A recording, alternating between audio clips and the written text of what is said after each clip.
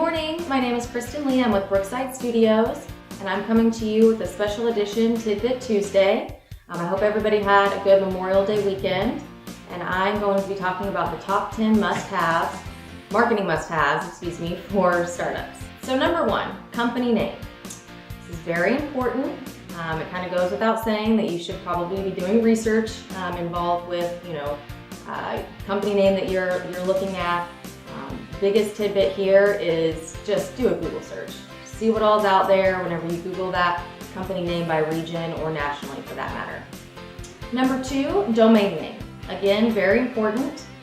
Do some research, see what all's available. Your first choice is going to be yourcompanyname.com, but it's also okay to have multiple versions. So regional versions are pretty common. Your company name, Tulsa.com, your company name, Oklahoma.com.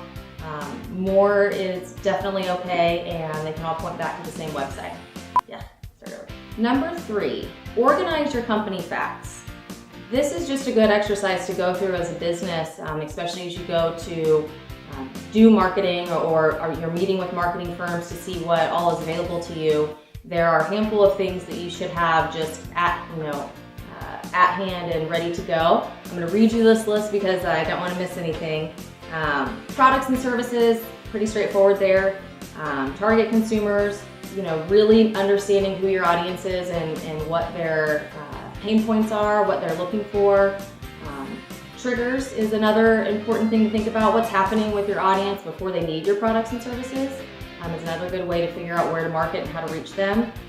Places and regions. So, if you're not going to be marketing on a national level, you really do need to define what your market area is going to be because it doesn't make any sense to spend marketing dollars outside of that region.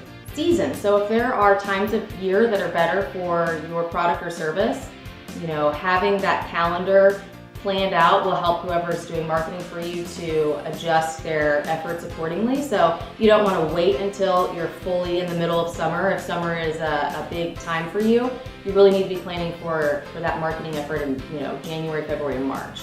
Competitors. So competitors are, I often meet with clients and I'll ask them, who are your competitors and what are they doing? And there are clients that can't answer that question when really this should be something that is happening very early on to figure out what's going on in the market, what they're doing, what you see that they're doing well, what you're up against on the web and just in traditional, day-to-day storefronts and things. So doing your market research is really important. Your competition will give you insight into what is possible, what you can do, and how to do it better.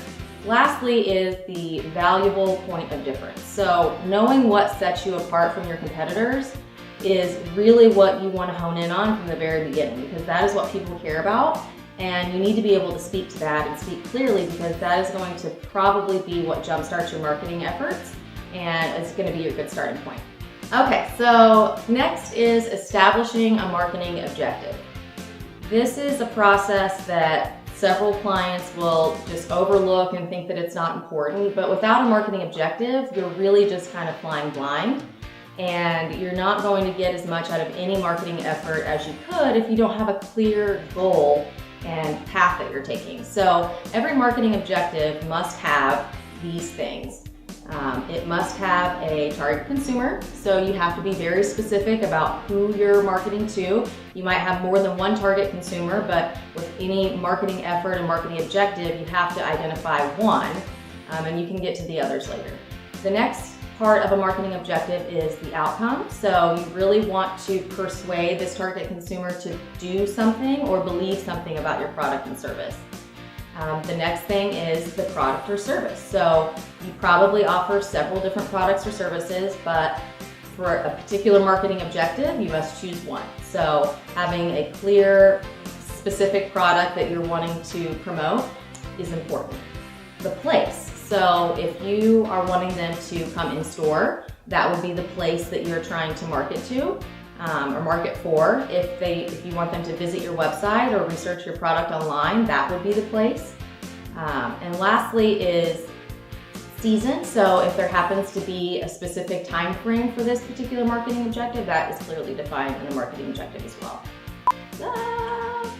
So number 5, this is when we get to the fun stuff. This is your logo design.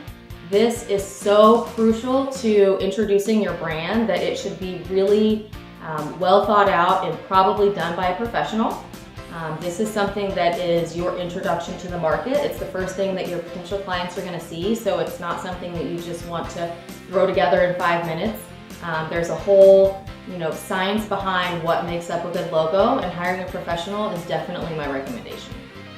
Any good professional graphic designer should supply you with every file type that you're going to need in the future. So that's high resolution versions, low resolution versions, that's embroidered files. So when you go to put your logo on a shirt, on a hat, having all these file types is really important. It's a little bit more of an upfront cost possibly, or upfront workload, but it will definitely benefit you in the long run as you need these file types to do marketing in the future. So definitely important. So any good graphic designer should also be providing you number 6, which is your graphic standards. So this is the rules of logo use. So you don't want to make it too small, you don't want to make it too big, you don't want to be marketing it in several different shapes and sizes that don't make any sense and turn out inconsistent to your potential client. So having those standards and those rules will help you as you go to market, let's say in a printed publication. They have clear rules of how to use your logo so that everybody recognizes it. Good. Yeah. Number 7 is your brand identity, and this is where you're going to take your graphic standard and create things like business cards, marketing collateral, if you need truck decals or yard signs or whatever that may be, this is where your brand really starts to come to life. So number 8 is your messaging strategy. So now that you have your logo in place, it's really important to decide how you want to be viewed by your clients.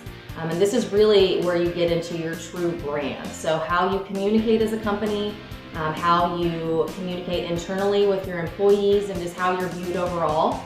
Are you humorous? Are you super professional? Are you, a combination of the two? So identifying how you want to communicate and be viewed is so crucial to your brand, and should be done before any more steps are taken. So number 9 is your web presence. So now that you know how you want to communicate and how you want to be viewed, it's time to go to the web. So that's going to be your social media platforms. Those are easy things to get set up, that you have your graphic standard and your brand identity in place. So we're going to do cover photos for all of those profiles. We're going to write all of the content to be able to tell people what you do and what you're about. And then of course your website. So if you're not quite ready for a full-blown website, having just a landing page there, so when people do look you up or visit your domain, there's something there for them to view. So your logo, your contact information, maybe a short blurb that was used for social media platforms, the about us, that sort of thing. Just having something there is important to at least complete the circle of your digital presence. So number 10, begin organizing your contacts. Email marketing is not dead. So organizing your email contacts and putting that list together from day one is very, very useful. There will be a time and a place to start marketing to these people, and so having an Excel spreadsheet just there, on your desktop that you're populating and segmenting as much as you can, existing clients, potential clients, maybe proposals or potential clients that didn't turn out. Just segmenting that list any way possible is important, because again, there will be a time where we can go start marketing to those people. I don't have any more faces. Thank you for joining me this morning. If you have any questions, be sure to comment below. Definitely like our Facebook page, visit us on the web. If you have any questions, I'd love to hear from you, and I'd love to hear about your startup. My name's Kristen Lee with Brookside Studios.